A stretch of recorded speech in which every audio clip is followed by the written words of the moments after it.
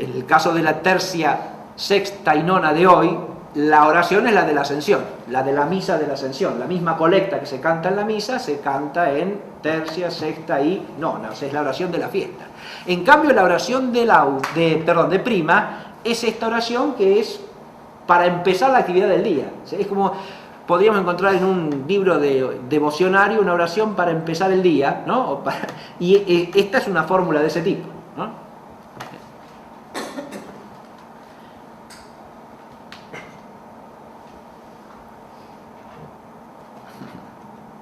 Ahora, volviendo a... Yo dije que el formulario eucológico, o sea, las preces del rito monástico son muy sencillas, pero si pasamos al rito común, al que refleja el breviario, ahí ya el formulario de preces se complica.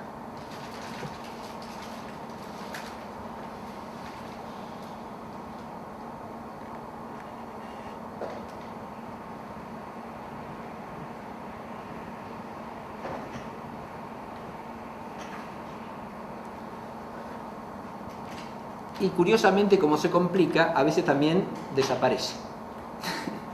Fíjense que en la fiesta esta, después de el exurge Christi adiuvanos, aleluya, liberanos propter nomen tuum, aleluya, dice preces dominicales y feriales, se omiten. Preces feriales, se omiten. Preces dominicales y feriales, se omiten. Es decir, hay 3 porciones de formulario oncológico que acá desaparecieron, se omite todo, ¿no? Bien. Ahora vamos a buscar en otro formulario donde no se omiten.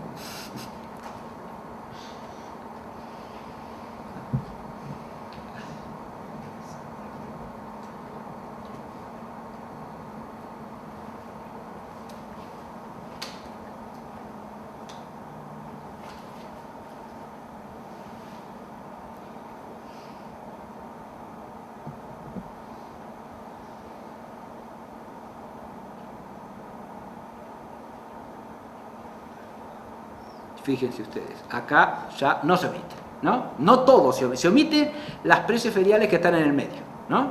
Pero no se omiten las dominicales y feriales primeras y las dominicales y feriales segundas. ¿Ven? De las 3 partes se rezan 2. Y observamos los mismos elementos, fíjense, ¿no? Kyrie, Christe Kyrie, eleison, el paternoster, el credo, pero ahora seguidos por una serie de versos de oración y de respuestas, ¿no? Que son el formulario eucológico. Ven, ahí hay una serie de versículos de plegaria que están añadidos al Padre Nuestro y al credo, ¿no?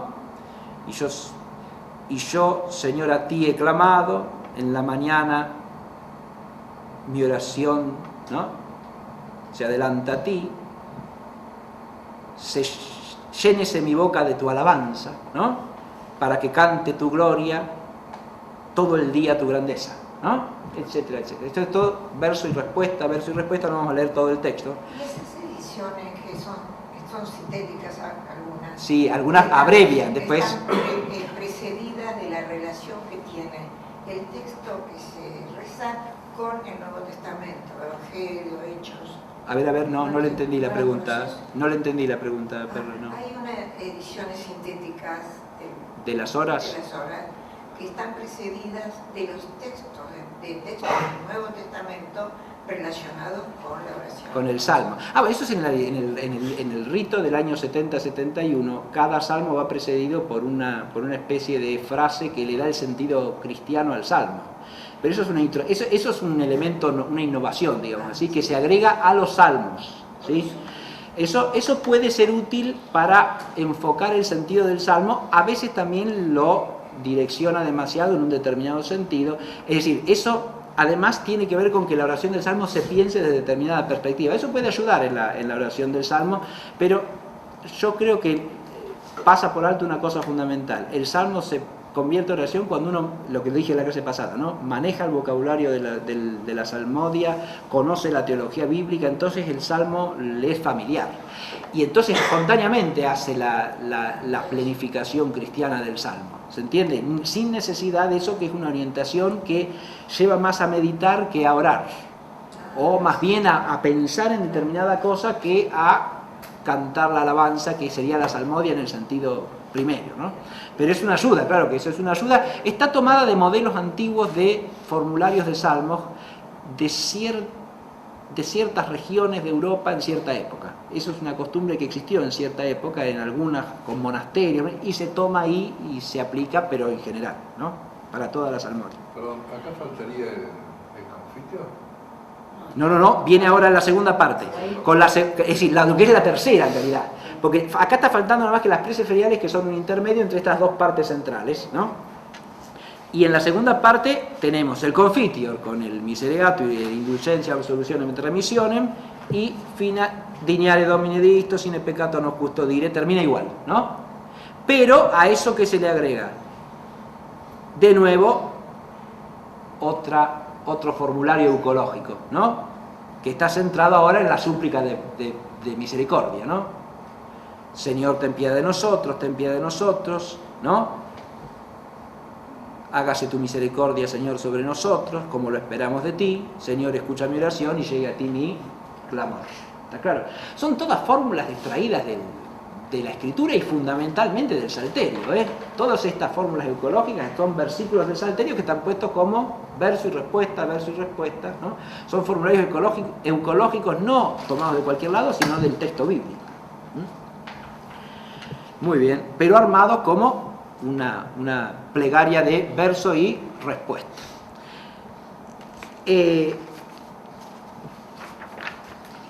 Acá tengo las preces de prima que corresponden al día de ayer, y en estas está todo, las tres partes, o sea, la primera con Kyrie, Pater y Credo, y después las preces, ¿no? Las preces feriales, que aquí se las muestro, es una tercera parte. Las dominicales feriales primeras en torno al Padre Nuestro y Credo, ¿no? Kyrie, Padre Nuestro y Credo. Después vienen la tercera parte que estaba acá en lo que mostré recién, que sería las segundas preces dominicales y feriales, que giran en torno tienen su centro de gravedad en el confitio, ¿no? Confieso a Dios Todopoderoso, etc., ¿no? Bien, el confitior y la súplica de misericordia y la fórmula de absolución. Pero en el medio están las que se llaman preces feriales, ¿no? Que son toda una serie de súplicas también tomadas o tejidas de versículos del Salterio, ¿no? Líbrame, Señor, del hombre malo, del varón inicuo, líbrame, ¿no? Líbrame de mis enemigos, Dios mío, ¿no? Y líbrame de los que se levantan contra mí, ¿no? Líbrame de los que obran iniquidades y del varón sanguinario, sálvame, etcétera, etcétera, ¿no? Muy bien. Esas son las preces feriales que van en el medio. Bien. Fíjense ustedes que el formulario eucológico aquí se amplía, ¿verdad? Y termina en otra oración, que no es la que vimos ya, pero que es otra oración fija. Pero esta existe no en el rito monástico, en la forma monástica de Dios, sino en la forma común. Es una oración que dice: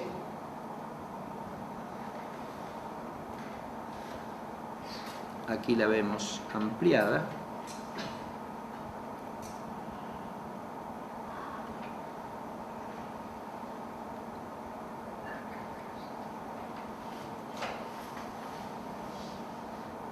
Acá, oremos. Señor Dios omnipotente, que nos has hecho llegar al principio de este día, ¿no? Sálvanos hoy por tu virtud, por tu fuerza, para que en este día no caigamos en pecado alguno, sino que siempre, para hacer tu justicia, procedan nuestras palabras y se dirijan nuestros pensamientos y acciones, ¿no? Nuestros pensamientos y obras. De nuevo es el mismo espíritu, ¿no? El mismo sentido de pedir a Dios que toda nuestra actividad del día acá son palabras, pensamientos y obras, ¿no? se dirijan a su justicia, ¿no? Y que no caigamos en pecado alguno. Es una oración de comienzo del día, ¿está claro? Bien. Ahora, de hecho, la otra oración va a aparecer después. La otra, la clásica de prima que está en el rito monástico, en el rito común aparece más tarde. Porque, vamos a ir terminando con la prima,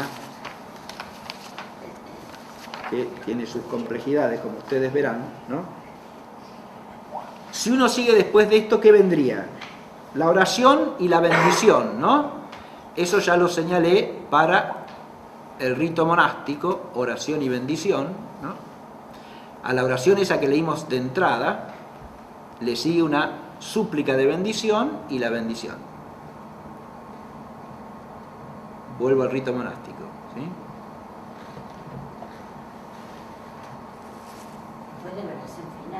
De la oración, que es la oración propia de la hora, es decir, la oración, ahora volvemos a ella, que es esta, ¿no? Señor Dios, Rey del cielo y de la tierra, ¿no?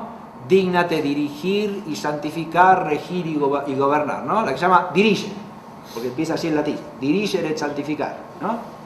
Después de esa oración, se responde amén.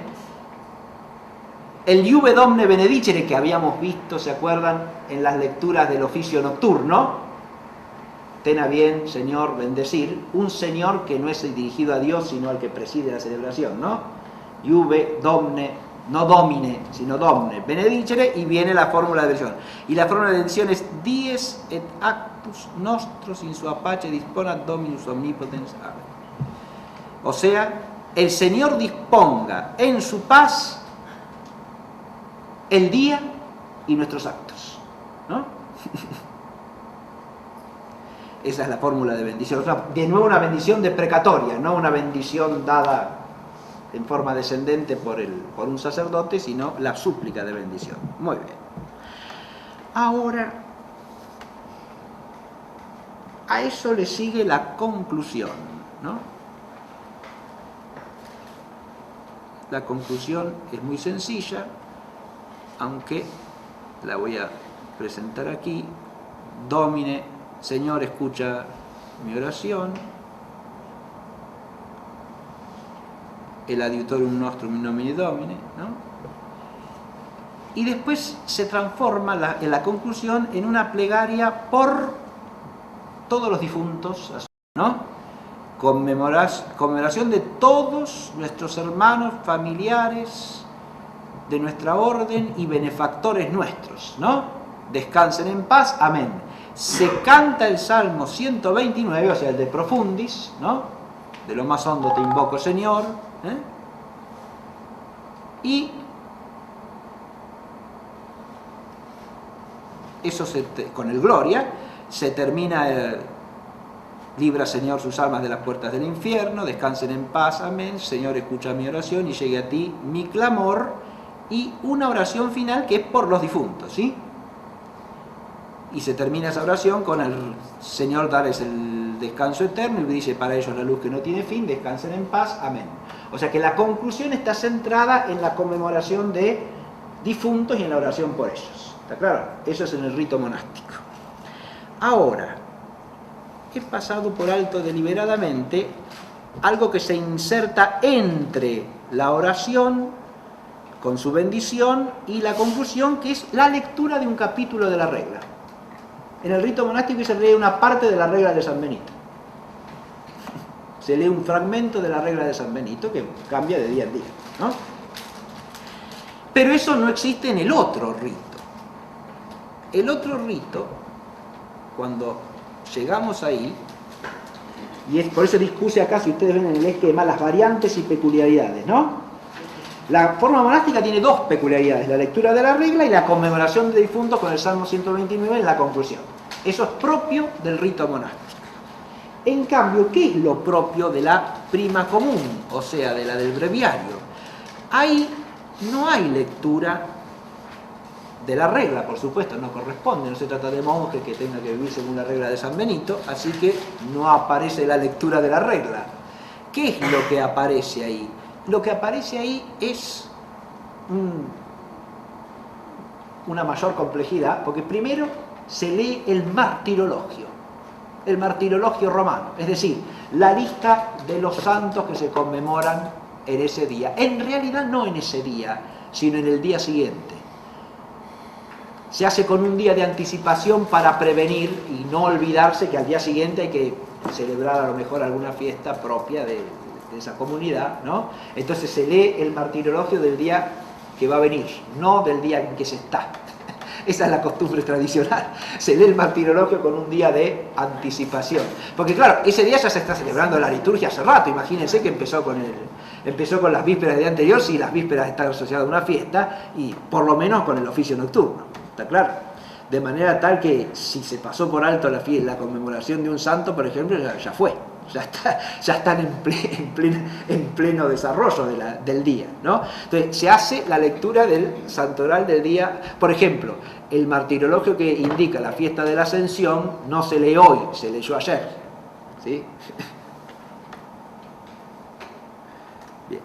Pero si vamos, fíjense, acá tenemos las preces, ¿no? La oración que sigue al prece, y después viene eso, el martirologio, ¿no?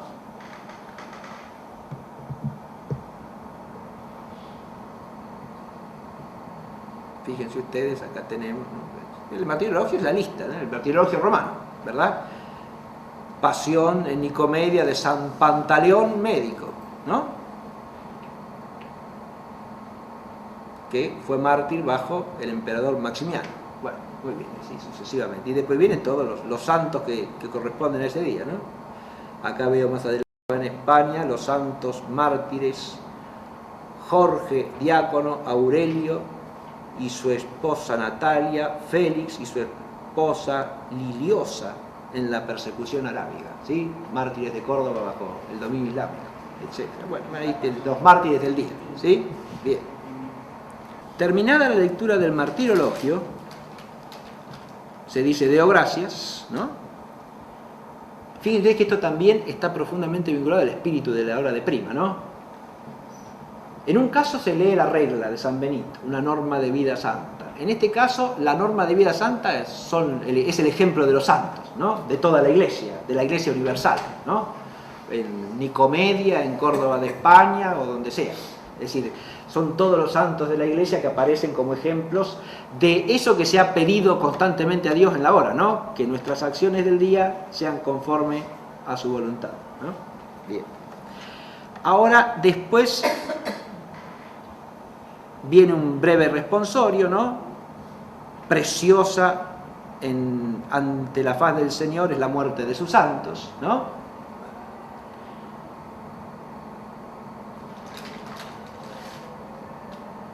Santa María y todos los santos intercedan por nosotros al Señor, para que merezcamos ser por Él auxiliados y salvados, que vive y reina por los siglos de los siglos. Y después se repite como verso y responsorio el Deus in auditorium mem intende domina turbandum festina 3 veces, ¿no?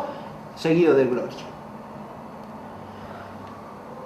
Eso que es la fórmula inicial de las horas en general, ¿no? Señor, ven en mi auxilio, Dios ven en mi auxilio, Señor, date prisa en socorrer. Muy bien.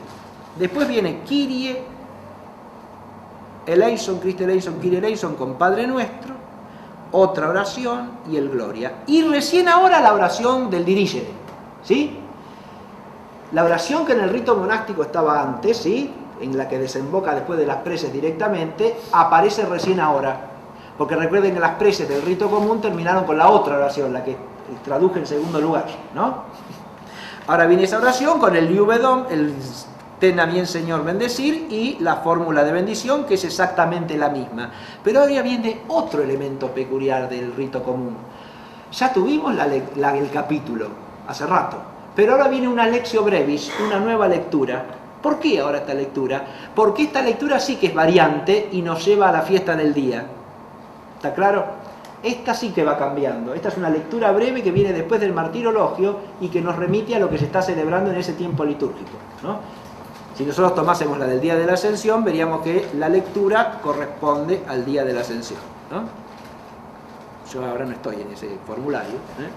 Pero esta lectio brevis es una lectura ajustada al tiempo litúrgico. Y después viene la conclusión, que acá es mucho más breve, porque acá no está toda la conmemoración de difuntos, ¿ven? Es simplemente Señor, ven en mi auxilio, perdón, adiutor nuestro, en nuestro auxilio está el nombre del Señor que hizo el cielo y la tierra, bendecid el Dios, el Dominus nos benedicat, ¿sí? Dios nos bendiga, Dios, ¿no? Nos defienda de todo mal y nos lleve a la vida eterna. Y finalmente, nada más que, y las almas de los fieles difuntos, por misericordia de Dios, descansen en paz, amén. Y un Padre Nuestro en silencio. Bien, la conclusión acá es mucho más breve que en el rito monástico. Bien, la significación de la hora la he ido explicando, creo, suficientemente a lo largo de todo el esquema. Ahora nos quedaría por hacer una breve explicación de tercia, sexta y nona. El esquema, lo digo de entrada porque es muy sencillo, y es el mismo para las tres. Tiene el mismo inicio general. Dios, ven en mi auxilio, Señor, date prisa al socorrer. ¿Sí? Después viene el himno, que es propio de cada hora. Cada una de las horas tiene su himno que se mantiene fijo en general. ¿Sí? Hay un himno de tercia, un himno de sexta y un himno de nona, que está asociado a la hora. El himno ahí tiene que ver con la hora también. Luego viene la salmodia, que son siempre 3 salmos, en cada una de las 3. En total se hacen 9 salmos, que más los 3 de prima hacen 12, ¿no? Son los 12 de las horas de la jornada que corresponderían a los 12 de la noche, de alguna manera, en un sentido ideal, ¿no? Aunque en realidad las horas de la jornada todavía no han terminado, pero estas forman una unidad compacta porque son las horas que podríamos llamar intermedias, entre laudes y vísperas. ¿Está claro? Bien. Ahora son 3 salmos en cada hora, insisto. Después viene un capítulo breve con su responsorio, seguido del Padre Nuestro y Kyries en el rito monástico solamente. Después la oración, que es la colecta del día, que se repite la misma en tercia, en sexta y en nona. Y por último una conclusión muy breve. Voy a poner un formulario para que lo vean, todo esto expresado, ¿no? Si es que aquí tenemos, sí, por ejemplo, acá.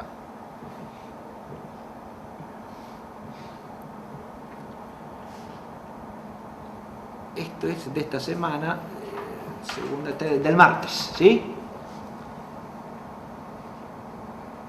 Acá tienen, fíjense, el comienzo, ¿no? Esto es el rito común, se reza Padre Nuestro y Ave María en silencio, después Deus in adiutorium intende, con el Gloria y el Aleluya. El himno, los salmos, fíjense que el 118, ¿sí? Fragmentado. Una parte del 118, otra parte del 118, otra parte del 118.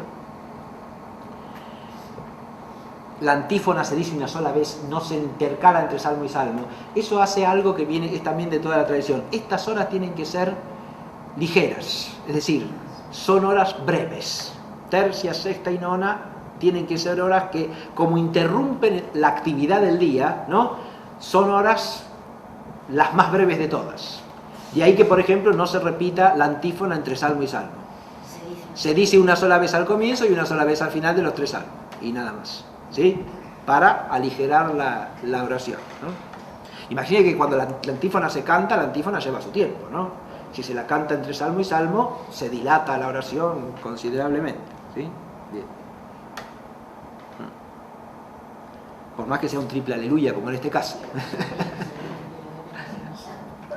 Después viene el capítulo con su responsorio, después la oración y la conclusión. El esquema es muy sencillo, como ustedes ven, ¿no? Y es el mismo para las 3 horas. Ahora, en lo que quiero concentrarme aquí para terminar es en el origen y en la significación de estas horas. En realidad quiero terminar con otra cosa que es una peculiaridad de prima que todavía no mencioné, aunque la tienen indicada acá, y es la que tiene que ver con las otras 2 hojitas que tienen ustedes ahí, porque es el cántico del Cuicumque, ¿no? Bien, pero con eso quiero concluir. Ahora voy a las 3 horas tercia, sexta y nona. Ya los padres de los siglos 3 y 4, nos dan dos interpretaciones de estas 3 horas, tercia, sexta y nona. Algunos padres las asocian a 3 horas de la pasión del Señor, lo que llama el reloj de la pasión, ¿no? A 3 horas de la pasión del Señor. Si nosotros vamos al texto del Evangelio de Marcos, en la pasión, leemos lo siguiente.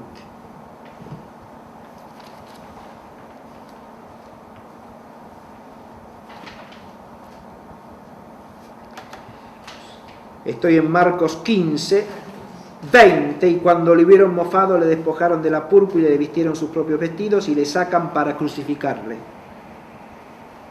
Viene la crucifixión, etc. Y le crucificaron y se reparten, y le crucifican y se reparten sus vestiduras echando suerte sobre ellas para decidir qué tocaba a cada cual.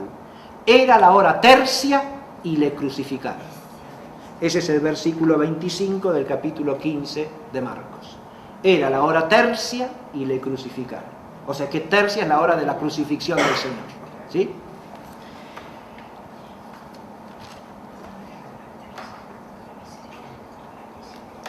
Y si seguimos un poquito más adelante, en el versículo 33 del mismo capítulo 15 de Marcos se lee: y llegada la hora sexta, se produjeron tinieblas sobre toda la tierra hasta la hora nona. Y a la hora nona clamó Jesús con gran voz: Eloí, Eloí, lama sabactani, que traducido es: Dios mío, ¿por qué me desamparaste? Y algunos de los presentes al oírlo decían, etcétera, etcétera. Mas Jesús, lanzando una gran voz, expiró. O sea que acá tenemos tercia, que es la hora de la crucifixión; sexta, la hora de las tinieblas; y nona, la hora de la muerte del Señor, ¿no? Tercia, sexta y nona están asociadas a la pasión de Cristo, ¿no? Esto es lo que dice ya Hipólito Romano a comienzos del siglo III. Haz oración a la hora tercera y alaba a Dios, pues a esta hora Cristo se vio clavado en el madero. Reza también a la hora sexta, pues cuando Cristo fue clavado en la cruz el día se interrumpió y se hizo una gran oscuridad. También se hará a dicha hora una oración poderosa imitando la voz de aquel que oraba y que oscureció toda la creación a causa de los judíos incrédulos. Se hará también una gran plegaria y una gran alabanza a la hora nona para imitar el modo como las almas de los justos alaban a Dios que no miente, que se acordó de sus santos y envió a su verbo para iluminarlos. Porque es la hora de la muerte, la hora de la salvación por la muerte de Cristo, ¿no? El texto este de Hipólito es bellísimo y nos muestra el sentido de cada hora en relación con la pasión del Señor. Aquí tenemos uno de los signos de las 3 horas estas, porque por eso van, yo dije desde la antigüedad se las nombra unidas. ¿Por qué? Y porque las 3 están asociadas a momentos de un mismo hecho, ¿no? Que acá es la pasión de Cristo, ¿sí? Creo que así se celebraba el Viernes Santo antes de la reforma de la Semana Santa. Claro, en el viernes, 3 de la tarde. Claro. En el Viernes Santo existe toda estudiar las horas del Triduo Pascual es magnífico porque son totalmente propias, y tienen rasgos sumamente arcaicos. Yo les dije, creo, en una de las cosas que ahí, por ejemplo, desaparecen todos los himnos, no hay himnos, ¿no? El Salmo 50 se reza en todas las horas, porque es el Salmo penitencial, ¿no? El Miserere. Hay toda una serie de signos particulares durante el Triduo Pascual en las horas, ¿no? Además está lo que se llama el oficio de tinieblas, ¿no? Que es el propio del viernes, del jueves, entre el jueves y el Viernes Santo. Sí, bien. Pero todo eso, el sermón, bueno, eso se sigue, el sermón de la soledad se hace, sí. Pero volvamos acá, ¿dónde estaba? Bueno, esto es una de las cosas, pero hay otros padres que asocian las 3 horas a acontecimientos propios de la iglesia naciente. Este es otro significado, otro valor significativo de estas 3 horas. Primero, tercia tiene que ver con lo siguiente. Después del relato de lo que sucede el día de Pentecostés, ¿no? Están los apóstoles reunidos, irrumpe el Espíritu Santo, ¿no? Que se hace visible en forma de lengua de fuego, ¿no? Y de un gran viento, ¿no? Se hace sensible a través de esos signos. Y después Pedro hace el primer discurso, la primera predicación apostólica, diríamos, ¿no? Y Pedro dice, el libro de los Hechos, estoy leyendo 2:14 y voy a leer el 15 también. Puesto de pie Pedro, acompañado de los 11, alzó su voz y les habló en estos términos: varones judíos y moradores todos de Jerusalén, tened esto entendido y prestad atento oído a mis palabras. No es así como vosotros presumís que estén estos embriagados, porque claro, como todos hablaban en lenguas, se decían que estaban borrachos, estaban ebrios, ¿no? No es que estén estos embriagados, pues es la hora tercia del día. Entonces, el otro elemento de la hora tercia, claro, la hora tercia está referida al acontecimiento de Pentecostés y a la primera predicación apostólica, ¿no? Hora tercia. Si vamos a Hechos 10:9, leemos lo siguiente: al día siguiente, mientras ellos iban su camino y cuando se acercaban ya a la ciudad, subió Pedro a la azotea para orar hacia la hora sexta. Le entró hambre y quería tomar algo, mas mientras se lo preparaban le sobrevino un éxtasis y contemplaba el cielo abierto y una especie de recipiente que bajaba a manera de un lienzo grande. Y es la visión que tiene Pedro de que todos los gentiles están llamados a entrar en la iglesia de Cristo, ¿no? La visión de Pedro en la azotea, ¿no? Después que le ha pedido el centurión Cornelio, ¿no?, que lo bautice. Esto es la visión de Pedro en Jope, ¿no? Y esta acontece cuando Pedro sube a la azotea a orar a la hora de sexta. Y por último tenemos en Hechos capítulo 3, dice así: Pedro y Juan subían al templo a la hora nona, hora de oración. Y había un hombre cojo desde el seno de su madre, al cual llevaban y ponían cada día junto a la puerta del templo llamada Hermosa, para pedir limosna a los que entraban en el templo. El cual, viendo a Pedro y a Juan que iban a entrar en el templo, pedía le diesen limosna. Y a este lo van a sanar, ¿no? Por la fuerza de Cristo, el tullido sale andando, ¿verdad? Entonces tenemos 3 acontecimientos de los orígenes de la iglesia, ¿sí? La venida del Espíritu Santo y la primera predicación apostólica, asociado a la hora tercia. La visión de Pedro de que los gentiles están llamados a entrar en el reino, en la iglesia de Cristo, en la hora sexta, cuando Pedro sube a orar en la azotea. Pero fíjense que además son momentos en que los apóstoles están orando, ¿no? Los 3 están orando cuando viene el Espíritu Santo. Sube Pedro a la azotea a orar y entonces tiene la visión. Y ahora van Pedro y Juan al templo de Jerusalén a orar, y ahí es donde se encuentran al tullido y lo sanan, ¿sí? Eso es a la hora de nona. Entonces, fíjense ustedes que las tres horas que estaban vinculadas según la otra visión a la pasión del Señor, ahora están vinculadas al fruto de la pasión y la resurrección de Cristo, que es su iglesia, ¿no? Y a la comunicación que esa iglesia hace del misterio de Cristo a todos, a los judíos y a los gentiles. Fíjense que eso también está acá en juego, ¿no? Porque los que están reunidos en el día de Pentecostés para la fiesta son principalmente judíos, pero la visión de Pedro tiene que ver con el ingreso de los gentiles, ¿no? Y la subida a orar al templo de Pedro y Juan está en el enlace de los 2 testamentos, ¿no? Y cómo el antiguo y el nuevo se enlazan, superando este segundo al primero, ¿verdad?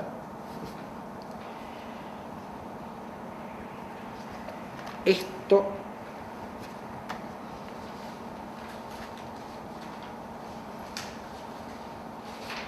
muy bien. Esta otra visión la encontramos también en los padres de la Iglesia del siglo III. El que explica así tercia, sexta y nona, por ejemplo, es Tertuliano.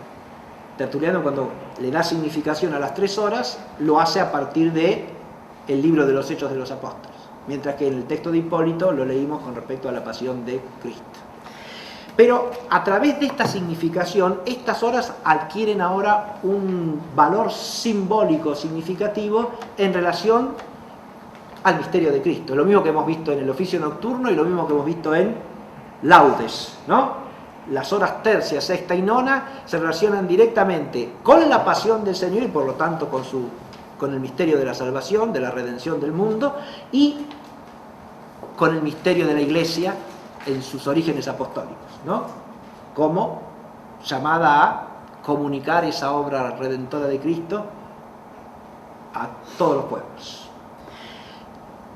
Y al celebrarse estas 3 horas a lo largo de la jornada de labor, ¿qué es lo que se significa en la liturgia de las horas de la Iglesia, la oración de las horas de la Iglesia? En prima, ahora voy a tratar de unir las dos y terminamos, ¿no? En prima pedíamos que todo nuestro día fuera para Dios. Ahora, mientras estamos haciendo ese día, centramos nuestra mirada en el misterio de Cristo y de su Iglesia, en el misterio que es Cristo presente en medio de nosotros, diría Pablo, ¿no? En la pasión del Señor y en la Iglesia del Señor. Es el misterio pascual de Cristo y de su Iglesia.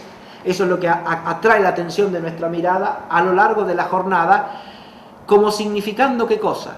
Que toda nuestra tarea y todos nuestros esfuerzos y nuestras palabras y nuestras obras y nuestros pensamientos del día no tienen valor por sí mismos, sino por la gracia de Cristo y en relación con su misterio pascual. Este es el significado primario de estas horas.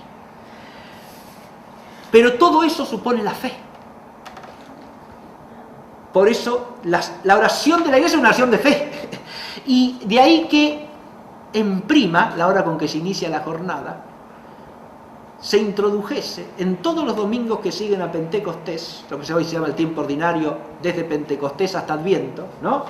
Todos los domingos después de Pentecostés, se cantaba como término de la salmodia, 3 salmos o 4 salmos en ese caso, normalmente el domingo, y después de los salmos, ¿qué se canta? El cuicumque, el símbolo atanasiano, ¿sí? Vamos a leer esto y nos vamos, ¿sí? Porque el símbolo atanasiano es una profesión de fe. Es un símbolo que se llama atanasiano porque hay un texto que es de un padre latino que lo atribuye a San Atanasio, pero en realidad se cree que ese padre latino, que yo lo nombré hace un rato, San Cesario de Arles, en realidad se lo atribuye a San Atanasio por reverencia, pero el autor del símbolo sería él, ¿sí? Es un símbolo originariamente compuesto en latín, no es griego, así que no pertenece seguramente a San Atanasio, aunque San Cesario de Arles lo llama el símbolo atanasiano. Lo que sí expresa es el espíritu de Atanasio, de defensa del misterio trinitario y del misterio de Jesucristo, verdadero Dios y verdadero hombre. Es un símbolo que en lugar de estar articulado en 3 partes, como el símbolo apostólico y el niceno, los que se llaman credos tripartitos, porque hablan del Padre, del Hijo y del Espíritu, está en 2 partes. La primera parte canta el misterio de la Trinidad y la segunda, el misterio de Jesucristo, verdadero Dios y verdadero hombre y Salvador del mundo, ¿no? Ustedes lo tienen ahí en el texto latino con los asteriscos que indican cómo se lo cantaba, porque viene al final de la salmodia, así se lo canta culminando la salmodia, de los domingos, no de todos los domingos del año, sino los que siguen a Pentecostés y los que están en el rito tradicional, entre el tiempo de Navidad, o Epifanía hasta Epifanía, y Septuagésima, es decir, lo que sería el otro tiempo ordinario, ¿no? Entre lo que precedía Septuagésima era una prolongación, Septuagésima, Sexagésima y Quincuagésima era una anticipación de la Cuaresma, ¿no? Una Cuaresma prolongada, pero venían antes de la Cuaresma. Ahora, en ese tiempo intermedio, o sea, en lo que sería el tiempo ordinario, ahí es donde se cantaba el cuicumque todos los domingos. En algunos monasterios, esto cambió según costumbre, en la época en que existió como congregación lo que se llamó la congregación cluniacense, el monasterio de Cluny, es un monasterio que se funda en el siglo X, ¿no? Y tuvo una gran cantidad de monasterios benedictinos que se asociaron a la casa madre que estaba en Cluny y formaron una vasta congregación. Los cluniacenses lo rezaban todos los días en prima, no solo los domingos, sino todos los días. Bien. Pero el rezo generalizado y común fue solamente los domingos del tiempo ordinario. Muy bien. Y lo que dice el símbolo es esto, ¿no? Todo el que quiera salvarse, ante todo es menester que mantenga la fe católica, y el que no la guardare íntegra e inviolada, sin duda perecerá para siempre. Ahora bien, la fe católica es que veneremos a un solo Dios en la Trinidad y a la Trinidad en la unidad, sin confundir las personas ni separar las sustancias, porque una es la persona del Padre, otra la del Hijo y otra la del Espíritu Santo. Pero el Padre y el Hijo y el Espíritu Santo tienen una sola divinidad, gloria igual y coeterna majestad. Cual el Padre, tal el Hijo, tal el Espíritu Santo. Increado el Padre, increado el Hijo, increado el Espíritu Santo. Inmenso el Padre, inmenso el Hijo, inmenso el Espíritu Santo. Eterno el Padre, eterno el Hijo, eterno el Espíritu Santo. Y sin embargo no son tres eternos, sino un solo eterno. Como no son tres increados ni tres inmensos, sino un solo increado y un solo inmenso.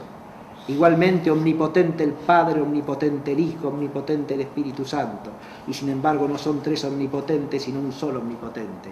Así Dios es el Padre, Dios es el Hijo, Dios es el Espíritu Santo, y sin embargo no son tres dioses, sino un solo Dios. Así Señor es el Padre, Señor el Hijo, Señor también el Espíritu Santo, y sin embargo no son tres señores, sino un solo Señor. Porque así como por la cristiana verdad somos compelidos a confesar como Dios y Señor a cada persona, así la religión católica nos prohíbe decir tres dioses y tres señores. El Padre por nadie fue hecho ni creado ni engendrado. El Hijo fue por solo el Padre no hecho ni creado, sino engendrado. El Espíritu Santo del Padre y del Hijo no fue hecho ni creado ni engendrado, sino que procede. Hay consiguientemente un solo Padre, no tres padres, un solo Hijo, no tres hijos, un solo Espíritu Santo, no tres Espíritus Santos. Y en esta Trinidad nada es antes ni después, nada mayor o menor, sino que las tres personas son entre sí coeternas y coiguales, de suerte que, como antes se ha dicho, en todo hay que venerar lo mismo, la unidad en la Trinidad que la Trinidad en la unidad. El que quiera pues salvarse, así ha de sentir de la Trinidad. Pero es necesario para la eterna salvación creer también fielmente en la encarnación de nuestro Señor Jesucristo. Es pues la fe recta que creemos y confesamos que nuestro Señor Jesucristo, Hijo de Dios, es Dios y hombre. Es Dios engendrado de la sustancia del Padre antes de los siglos y es hombre nacido de la Madre en el siglo. Perfecto Dios, perfecto hombre, subsistente de alma racional y de carne humana, igual al Padre según la divinidad, menor que el Padre según la humanidad. Mas aun cuando sea Dios y hombre no son dos, sino un solo Cristo, y uno no por la conversión de la divinidad en la carne, sino por la asunción de la humanidad en Dios. Uno absolutamente, no por confusión de la sustancia, sino por la unidad de la persona. Porque a la manera que el alma racional y la carne es un solo hombre, así Dios y el hombre son un solo Cristo, el cual padeció por nuestra salvación, descendió a los infiernos, al tercer día resucitó de entre los muertos, subió a los cielos, está sentado a la diestra de Dios Padre Omnipotente, desde allí ha de venir a juzgar a los vivos y a los muertos, y a su venida todos los hombres han de resucitar con sus cuerpos y dar cuenta de sus propios actos, y los que obraron bien irán a la vida eterna, los que mal al fuego eterno. Esta es la fe católica, y el que no la creyere fiel y firmemente no podrá salvarse. Este es el Quicunque, y con esto nos despedimos por hoy. Hasta luego.